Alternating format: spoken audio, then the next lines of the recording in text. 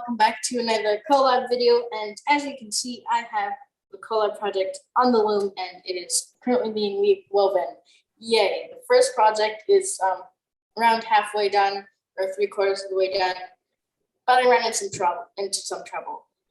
I ran out of weft yarn, so I'm going to have to change some plans because I do not have enough weft to make the full garment that I want to make, sadly. But in the end, it hopefully is going to be an epic scarf. So I'll be turning it into the 2-shaft sampler scarf. It has like inlays, it has lina, which is basically when you twist threads to make this gap. It has denting where you purposely leave spaces. It has its basket weave is the base of everything, which basically instead of 1 2 1 2, it's 1 1 2 2 1 1 2 2 threading in the shaft. And I have pick and pick, which is basically where you weave 2 colors right after another to create a almost checkerboard like effect, or you could weave it in long stripes that go up foam instead of across. So it's a bunch of different things.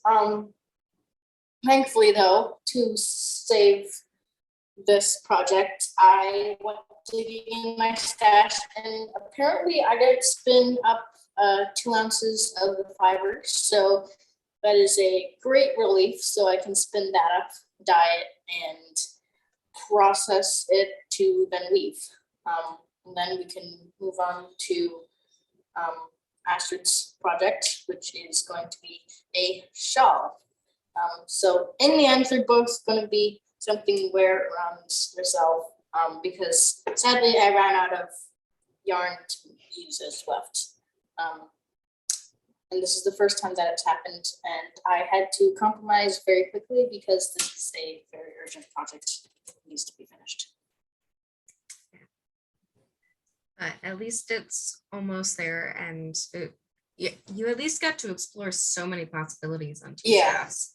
That's a great advantage to sometimes not having enough yarn. And also you touched on the fact that, well, I was running low on yarn, so I went into my stash. I feel like that's what Jane Stafford always says. She's like, pull from your stash.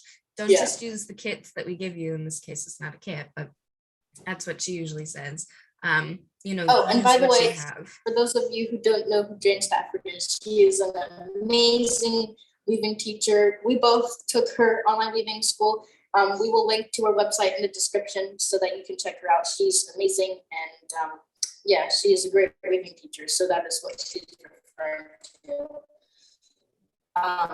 Because she's always like, pull from your stash. Don't use what we have what we give to you in our weaving kits. Always explore. The great thing about weaving is exploring. If you have a draft or you have a kit, always explore and play around with it.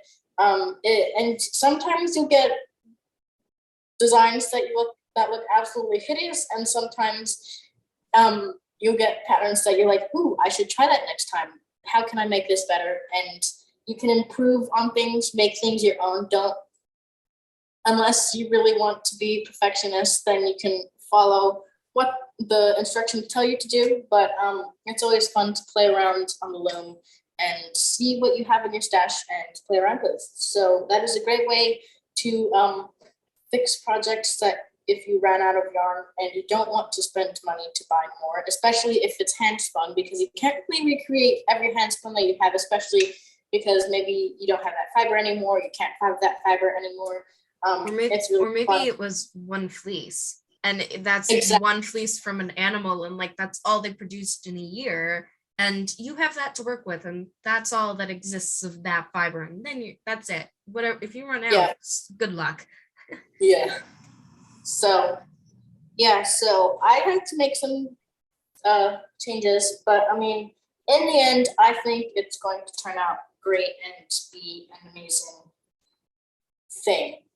So we shall see how this goes. I have a full video of this on my YouTube channel if you want to go check that out.